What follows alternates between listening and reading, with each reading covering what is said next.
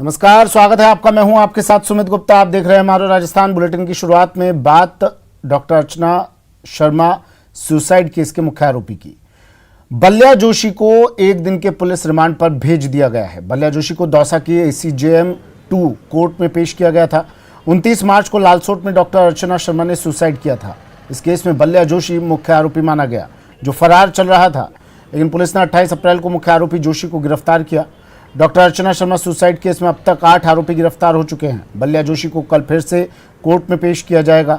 अर्चना suicide case को लेकर प्रदेश में काफी सियासत हुई, तो डॉक्टरों ने भी विरोध प्रदर्शन किया था। इलाज कराने के बाद या उचित इलाज कराने तो वहाँ पर हाथापाई करते हैं। ये एक आम घटना हो गई है। और एक आशीष शर्मा मेरे सहयोगी दौसा से फोन लाइन पर जुड़ गए हैं। आशीष, बल्या जोशी ने सरेंडर किया, उसके बाद उसे कोर्ट में पेश किया गया और अब पुलिस रिमांड पर। अपडेट क्या पूरे मामले पर? बिल्कुल, बल्या जोशी को गिरफ्तार किया गया था जयपुर से। उसके बाद में आज दौसा कोर्ट में पेश किया गया है ACJM 2 में, जहां से उनको एक दिन के पुलिस रिमांड पर भेजा गया है। अब उन्हें कल वापस कोर्ट में पेश किया जाएगा। 29 मार्च को ये पूरा घटनाक्रम हुआ था, अर्चना शर्मा सुसाइड केस। उस मामले में गिरफ्तारी हुई थी। कुल 8 लोग गिरफ्तार हो चुके हैं, जिसमें मुख्य आरोपी बल्या जोशी करीब एक माह से फरार था, जिसे 28 अप्रैल को जयपुर से पुलिस ने गिरफ्तार किया था। और उसके बाद पुलिस ने गिरफ्तार नहीं किया था आशीष, इसने सरेंडर किया था, शायद ऐसा ही कुछ है। उसके बाद गिरफ्तारी हुई थी। बिल्कुल ऐसा, क्योंकि पुलिस सरेंडर का सिस्टम या तो पुलिस में करे या कोर्ट में करे, ऐसा सरेंडर का सिस्टम होता है। एक निजी किसी कार्यालय में जाकर उसको पुलिस पकड़ कर लाई थी, जिसे गिरफ्तारी दिखाई गई है। ऐसे में गिरफ्तार किया गया था और अब उसके बाद में पुलिस ने आज कोर्ट में पेश किया है, जहाँ से उसको एक दिन का रिमांड मिला है। और डॉक्टर भी विरोध प्रदर्शन अब कर रहे हैं। क्या डॉक्टर्स की तरफ से प्रतिक्रिया मिल पा रही है? बिल्कुल, डॉक्टर्स की मुख्य मांग यही थी कि जो बल्या जोशी है उसकी गिरफ्तारी हो, और उसकी गिरफ्तारी हो चुकी है। ऐसे में डॉक्टर सब एक जो सुरक्षा कानून बनाने की मांग को कर रहे थे, जो राजस्थान की सरकार ने एक नई गाइडलाइन भी जारी की थी। ऐसे में अब जो भी मामले डॉक्टर्स के खिलाफ आएंगे, उसके पहले एक जांच कमेटी बनाई जाएगी, जिसमें डॉक्टर शामिल रहेंगे।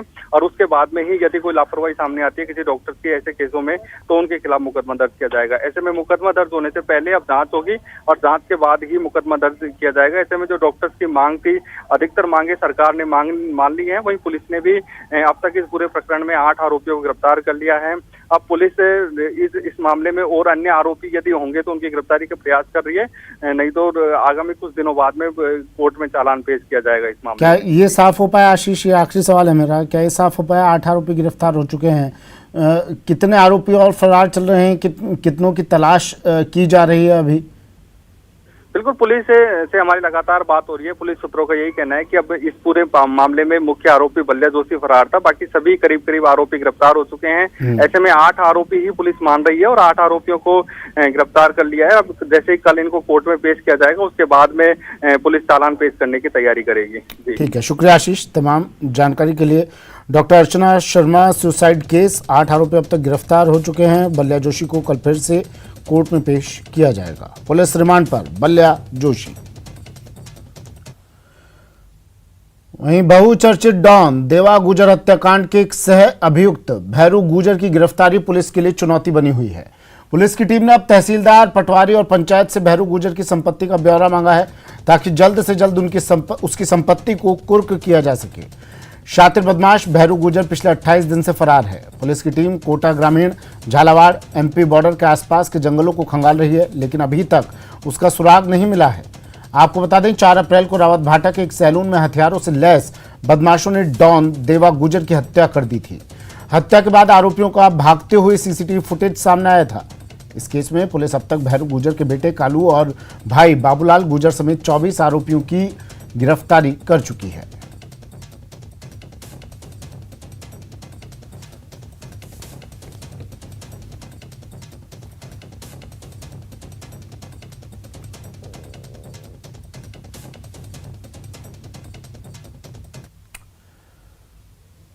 खबर बीकानेर से है, जहां बीजेपी की अंदरूनी लड़ाई सड़क पर आ गई। बीजेपी पार्षद और शहर जिलाध्यक्ष में यहां जमकर विवाद हुआ। पतंग को लेकर यह विवाद हुआ। पतंग वितरण कार्यक्रम में विवाद हुआ। पार्षद किशोर आचार्य ने सूचना नहीं देने के आरोप लगाए। कार्यक्रम इसके बाद बीच में ही स्थगित करना पड़ा। तो राजनीति की पतंग, पतंग पर राजनीति, पतंग वितरण कार्यक्रम, और पार्षद साहब ने आरोप लगाए कि इस कार्यक्रम की सूचना नहीं दी गई थी, इसलिए विवाद हुआ। अंदरूनी लड़ाई थी जो अब खुलकर लोगों के बीच आ गई। पतंग पर हंगामा, सड़क पर लड़ाई और पेच दोनों नेताओं के बीच। बीजेपी पार्षद और शहर जिलाध्यक्ष में पेच इस कदर लड़े कि अब ये लड़ाई सड़क पर आ गई। बीजेपी की अंदरूनी लड़ाई आई सड़क पर। पतंग वितरण कार्यक्रम के बाद विवाद हुआ। पार्षद किशोर आचार्य ने कहा कि इस कार्यक्रम की सूचना उन्हें नहीं दी गई, जिसके बाद ये हंगामा हुआ।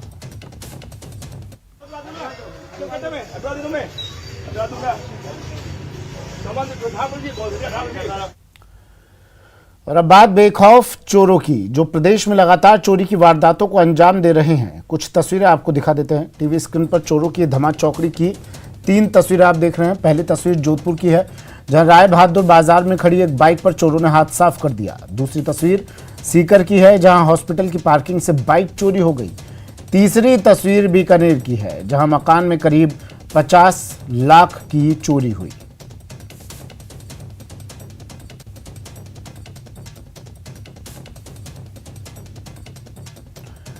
खबर जोधपुर से। सबसे पहले बात जोधपुर की। जोधपुर में वाहन चोरों के हौसले लगातार बुलंद होते जा रहे हैं। आलम यह है कि चोर उस जगह भी चोरी करने से बाज नहीं आ रहे जहां सीसीटीवी लगे हुए हैं।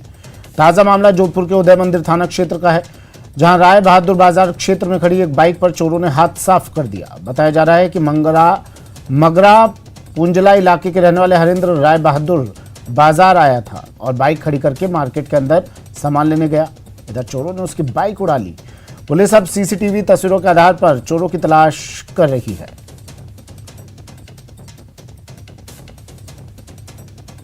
ये तस्वीरें देखिए, सीसीटीवी फुटेज है। चोरी की वारदात तीसरी आंख में कैद।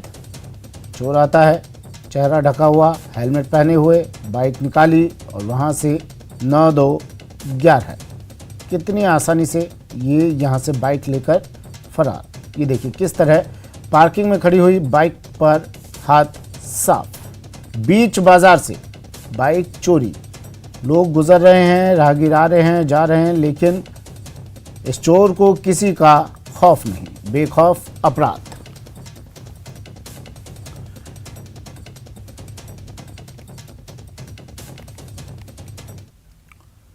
और अब खबर सीकर से है। सीकर के हॉस्पिटल में भर्ती मरीज से मिलने आए एक युवक की हॉस्पिटल की पार्किंग एरिया से बाइक चोरी हो गई। चोरी की यह घटना पार्किंग एरिया में लगे सीसीटीवी में रिकॉर्ड हो गई। युवक ने चोरी की रिपोर्ट उद्योग नगर थाने में दर्ज करवाई, जिस पर पुलिस ने जांच शुरू कर दी है। बताया जा रहा है कि झुंझुनू के उदयपुरवाटी इलाके के रहने वाले विक्रम सैनी की बहन का सीकर के बजरंग कांटा के पास हॉस्पिटल में इलाज चल रहा था, जिससे मिलने के लिए वो सीकर आया हुआ था। रात के समय उसने अपनी मोटरसाइकिल हॉस्पिटल के बाहर पार्किंग में खड़ी की, लेकिन अगले दिन जब सुबह करीब 9:15 पर उसने देखा तो गाड़ी वहां नहीं मिली। काफ़ी तलाश करने के बाद भी उसे गाड़ी नहीं मिली, तो उसने हॉस्पिटल में लगे सीसीटीवी कैमरों की फुटेज देखी, तो उसमें एक युवक उसकी बाइक ले जाते दिखा।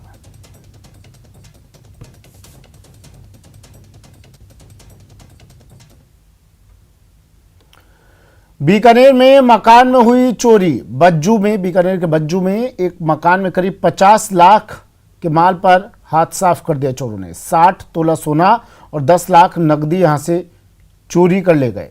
पुलिस और डॉग स्क्वाड की टीम मौके पर पहुंची। घटनास्थल से पुलिस टीम ने फुटप्रिंट्स लिए हैं। मामले की जांच में पुलिस जुट गई है।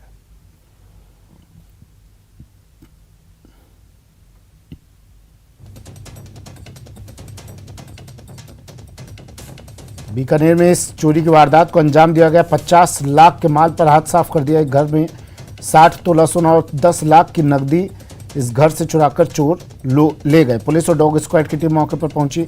घटनास्थल से पुलिस टीम ने फुटप्रिंट्स भी लिए और मामले की जांच में अब जुट गई है।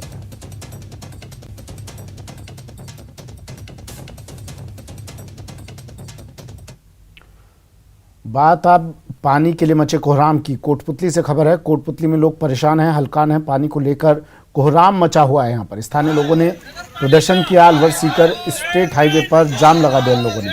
15 दिनों से पेयजलापूर्ति यहाँ ठप पड़ी है। गुस्साए लोगों ने प्रशासन के खिलाफ नारेबाजी की।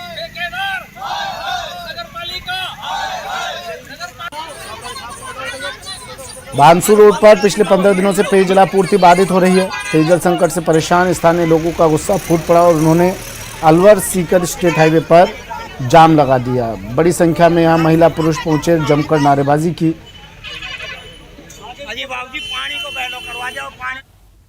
वहीं भरतपुर में पानी के लिए संग्राम हुआ। पानी को लेकर महिलाओं ने यहां प्रदर्शन किया।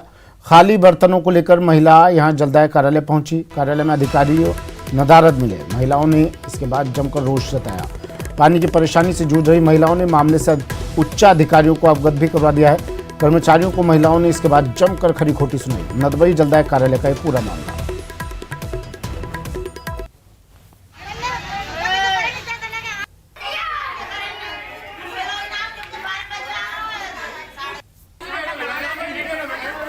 भरतपुर से सहयोगी दीपक पुरी फोन लाइन पर जुड़ गए हैं। दीपक, मूलभूत आवश्यकता है पानी और ये भी मयस्सर नहीं है इन लोगों को। अभी महिलाएं प्रदर्शन करने के लिए पहुंची कार्यालय में। क्या कुछ कह रही हैं महिलाएं? क्या बात हुई? क्या आश्वासन मिला इन्हें? देखिए सुमित, आश्वासन तो जब मिलेगा जब कार्यालय में कोई अधिकारी मिलेगा। इस दौरान भीषण गर्मी में जो लोग इस पानी की प्यास से जो है जूझ रहे हैं और लोगों को पानी नहीं मिल पा रहा है, ऐसे में जब महिलाएं जलदाय विभाग कार्यालय पहुंची और उन्होंने खाली बर्तनों को लेकर प्रदर्शन किया, लेकिन विभाग के जो अधिकारी थे वो कार्यालय में मौजूद ही नहीं मिले थे। तो हालांकि जो महिलाएं वहां पहुंची वो किसको अपनी समस्या सुनाती, ये सबसे बड़ी पीड़ा है। लेकिन उन्होंने जो कर्मचारी वहां पर मौजूद थे उनको खरी खोटी सुनाई और वो कहा कि आखिर पीने के लिए भी पानी क्यों नहीं मिल पा रहा है। ये समस्या जो है बड़ी समस्या बनी हुई है, क्योंकि नदबई में अक्सर ऐसा देखा जाता है कि एक एक अधिकारी के पास कई जो है विभागों के चार्ज है। तो ऐसे में वो समस्याएं जो है ज्यों की त्यों बनी हुई है। कुछ दिन पहले भी देखा गया था कि विधायक का भी लोगों ने घेराव किया था। तो ऐसे में ये समस्या है, उसके लिए महिलाएं वहां पहुंची। महिलाओं ने उनको खरी खोटी सुनाई और कहा कि पानी की व्यवस्था जो है उसको दुरुस्त किया जाए, जिससे लोगों को पीने के लिए पानी मिले। लेकिन वहां कोई भी अधिकारी मौजूद नहीं था। महिलाओं का जो कहना था वो अभी भी महिलाएं वहां मौजूद है। उन्होंने कहा है कि जब तक अधिकारी यहाँ नहीं आ जाते तब तक वो वहां से नहीं जाएंगे। इस पूरे मामले को उच्च अधिकारियों से उन्होंने कहा है कि जो विभाग है, जो विभाग लोगों को पानी की सप्लाई कर रहा है, जब उस विभाग में अधिकारी ही मौजूद नहीं है तो फिर समस्या का समाधान कैसे होगा। महिलाएं खाली बर्तनों को लेकर के वहां पहुंची थी। लंबे समय से ये महिलाएं पानी की मांग को लेकर के जो है लोगों अधिकारियों से शिकायत कर रही थी, लेकिन अभी तक इनका जो है समाधान नहीं हो पाया। और आज ये आपने कोशिश की इन अधिकारियों से बात करने की? कहाँ थे अधिकारी? मतलब हो सकता है वर्क फ्रॉम होम कर रहे हो, घर पर हो? देखिए सुमित, ज्यादातर कार्यालयों में मिलता है कि अधिकारी जो है अब गर्मी के मौसम में और नदारद रहते हैं। ऐसे में हमने भी इन अधिकारियों से जो है बात करने की कोशिश की, लेकिन इनसे संपर्क नहीं हो पाया। वहाँ के जो स्थानीय लोगों का कहना यह है कि अधिकारियों का यही हाल है। अधिकतर कार्यालय ऐसे हैं जहाँ से अधिकारी नदारद रहते हैं। अब ऐसे में ये महिलाएं पहुंची तो इस कार्यालय में देखा गया कि अधिकारी नहीं थे। और भी कार्यालय ऐसे होते हैं जहाँ अधिकारी नदारद मिलते हैं। तो ऐसे में लोगों की जो समस्या है सरकारी महकमा है और कमोबेश यही हालात हर विभाग के रहते हैं। कर्मचारी आते हैं, अधिकारी नदारद रहते हैं। साइन किया, रजिस्टर घर मंगवा लिया, वहाँ से साइन करवा के भिजवा दिए, तनख्वाह घर पहुँच जाती है। तो ऑफिस आने की ज़रूरत क्या है। शुक्रिया दीपक तमाम जानकारी के लिए। और अब बात दौसा की, जहां की महिलाएं पानी के लिए दर दर भटकती हैं और हर महीने इतनी दूरी तय कर लेती हैं जिससे वो पैदल ही दिल्ली पहुंच जाए।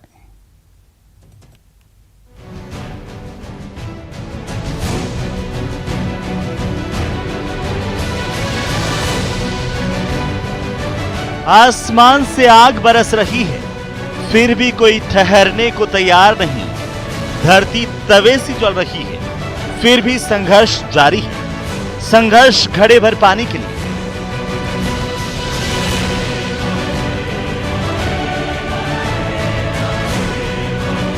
ये दौसा में बांदी कुई और बसवा के ग्रामीण इलाकों के खुरी और जोगियों की ढाणी की तस्वीरें हैं, जहां सुबह से शाम तक महिलाएं और बच्चे बच्चियां पानी के लिए भटकती हुई नजर आती हैं। पानी के लिए भटकने वाली इन महिलाओं का कहना है कि वो औसतन पानी के लिए रोजाना 8 किलोमीटर का सफर तय करती हैं और महीने का हिसाब लगाएं तो वो इतनी दूरी तय कर लेती हैं जिससे दिल्ली तक पैदल ही पहुंच सके।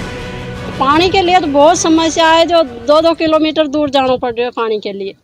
और दूसरी बात, जो भी कौन मिल रही है 220 रुपया कोई एक कैंपर आवे तो वो पानी कतरों से आवे, आप बताओ। 2 किलोमीटर से रोज आते हो? रोज आते, दोनों टाइम। तो इतना दूर क्यों ले? क्या ढाणी में पानी नहीं? पानी नहीं, पानी नहीं, नर्ची भी रोज पानी भरने आते हैं। कितना दूर पड़ता है आपका? 1.5-2 किलोमीटर पड़ता है यहाँ से। तो आज धूप में आते हो? सुबह शाम कितनी बार आते हो दिन में? आते हैं, एग्जाम थी, कभी कभी धूप में भी आते हैं, कभी कभी 4-5 ऐसे बजे आते हैं। ऐसा नहीं है कि सिर्फ दौसा के ग्रामीण इलाकों में पानी के लिए लोग दर दर भटक रहे हैं। दौसा शहर का भी कमोबेश यही हाल है। वहाँ भी सप्ताह में एक ही दिन पानी की सप्लाई हो रही है।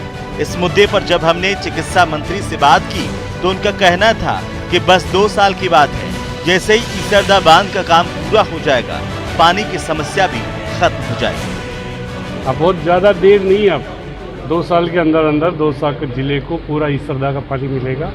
उसके लिए हमने 9,600 करोड़ रुपए, चंबल का पानी बीसलपुर आएगा, बीसलपुर का ईसरदा और ईसरदा का पानी दौसा जिले में आएगा। इसके लिए पूरा प्रोजेक्ट शुरू कर दिया। पानी पर तारीख आज तक दौसा के ये लोग यही सुनते आ रहे हैं। साथ ही उन्हें भी पीने के लिए भरपूर पानी मिलेगा, इसी उम्मीद में वे चलते जा रहे हैं। न्यूज़ 18 राजस्थान के लिए दौसा से आशीष शर्मा की रिपोर्ट। बात सीएचए के हल्ला बोल की। कोविड सहायकों का 32वें दिन भी हल्ला बोल जारी रहा। टीवी स्क्रीन पर इन सहायकों के प्रदर्शन की 3 तस्वीरें आपको दिखा रहे हैं।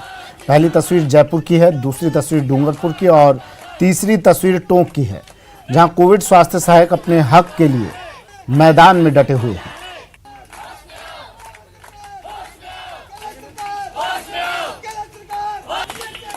सबसे पहले बात जयपुर की। 32वें दिन भी कोई आश्वासन इन्हें नहीं मिला। शहीद स्मारक पर कोविड स्वास्थ्य सहायक धरने पर अड़े हुए हैं। अभी तक सरकार ने किसी तरह की कोई फॉर्मल बातचीत इनसे करना मुनासिब नहीं समझा।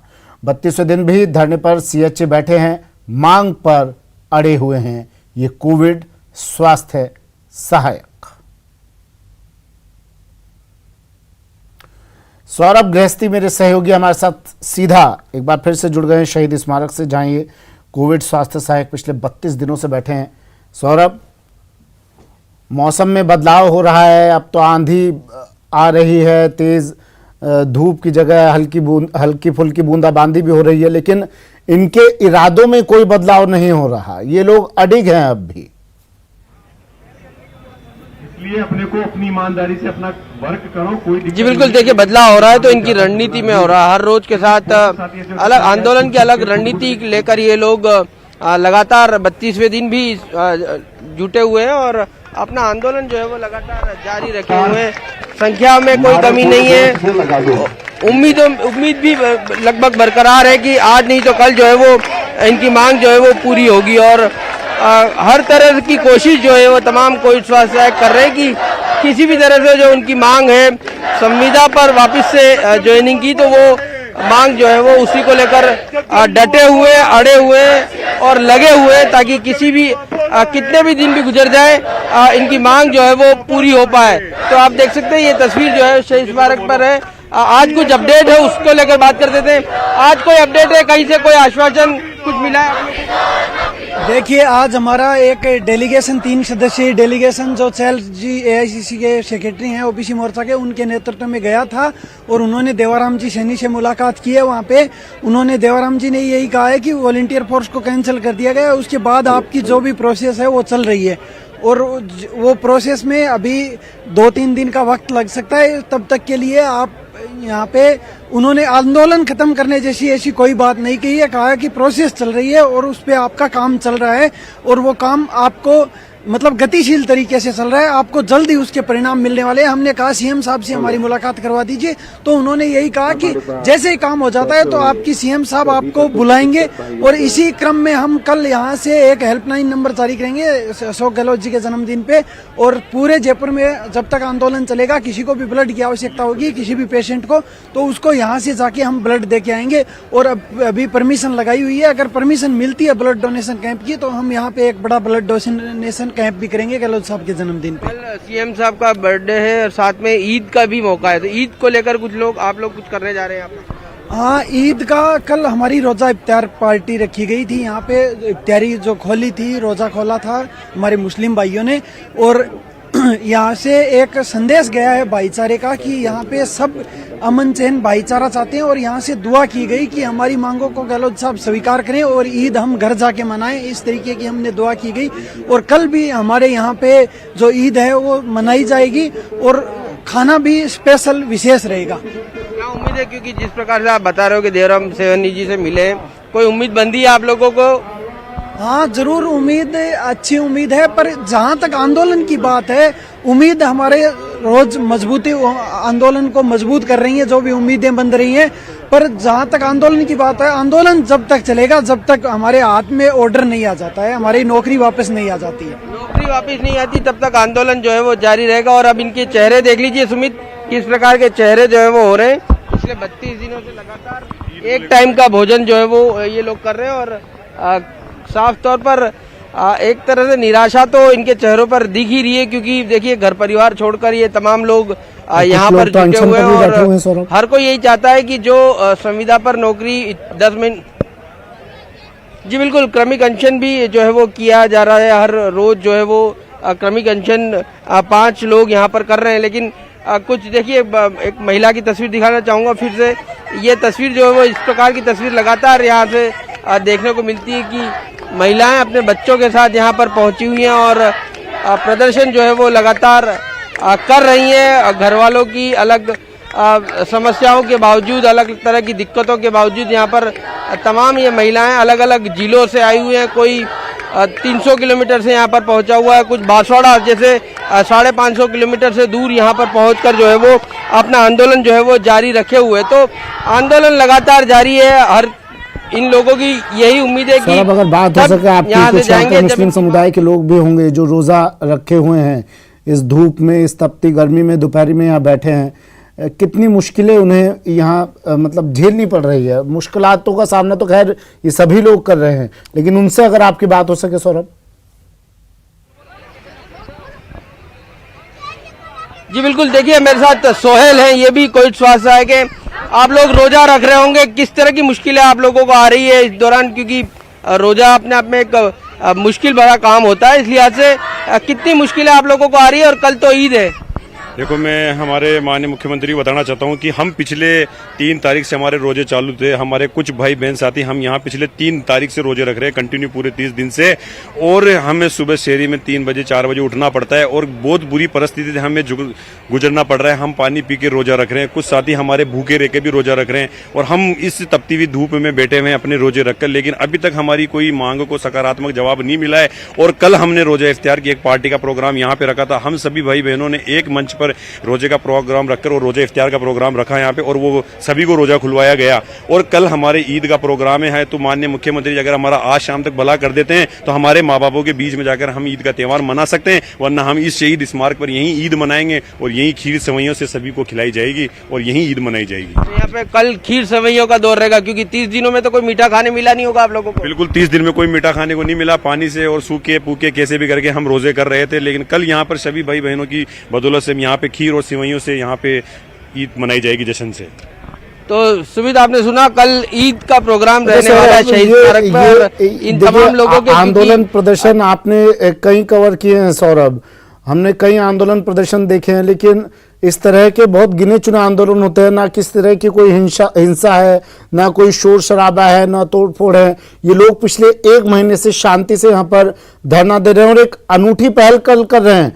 लोग सरकार से नाराज होते हैं तो विरोध में नारेबाजी करते हैं, ये लोग तोहफा देकर सरकार को, मुख्यमंत्री को उनके जन्मदिन पर तोहफा देकर अपना विरोध जताएंगे।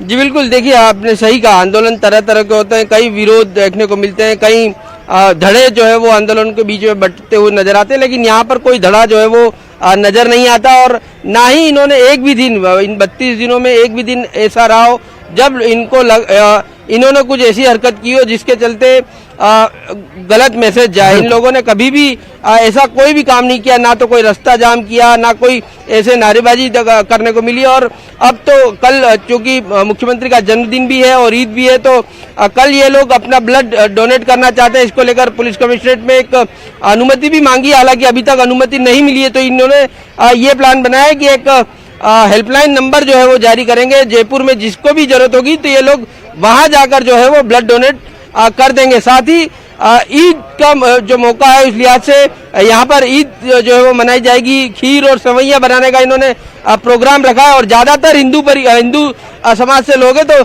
ये तमाम लोग चूंकि एक टाइम का भोजन कर रहे थे, इस दौरान इन्हें मीठा खाने नहीं मिल रहा था, तो ईद के जरिए कल ये यहाँ पर खुशी मनाएंगे।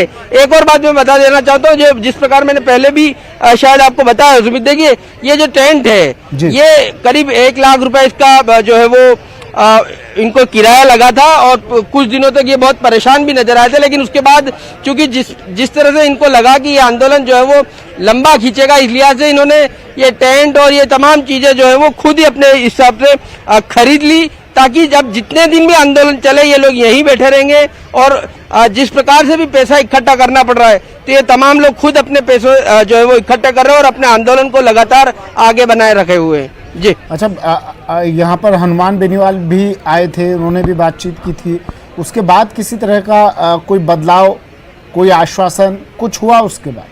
क्योंकि नेता तो अब भी आ रहे हैं, ये लोग भी मिलने गए थे हनुमान बेनीवाल से।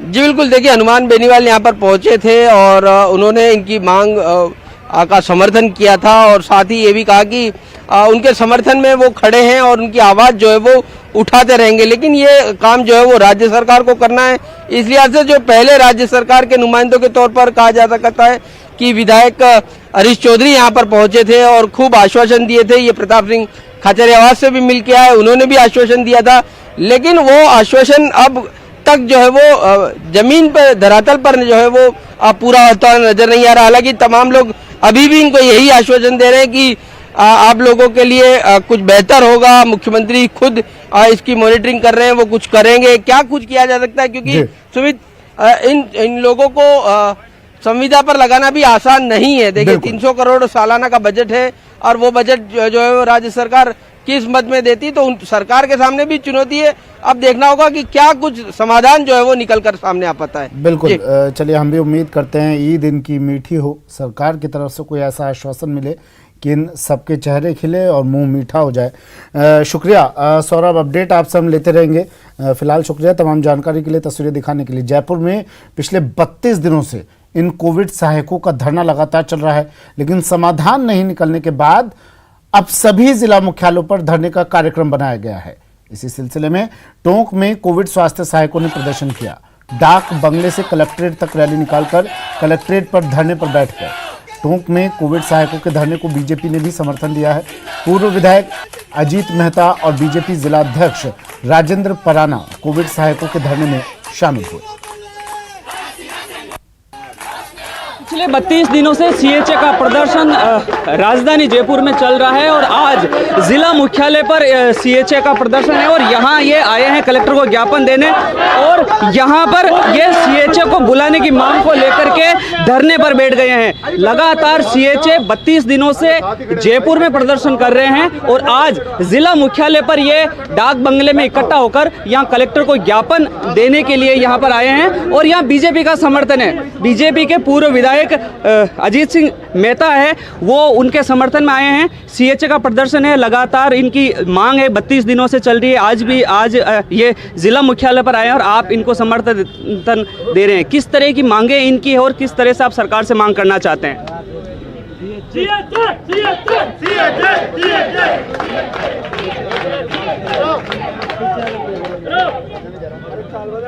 राजस्थान की तुगलकी सरकार ने तुगलकी आदेश के तहत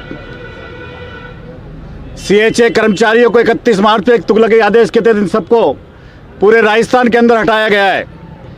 मैं सरकार से पूछना चाहता हूं कि इन जो पूरा देश परिवार के लोग कोरोना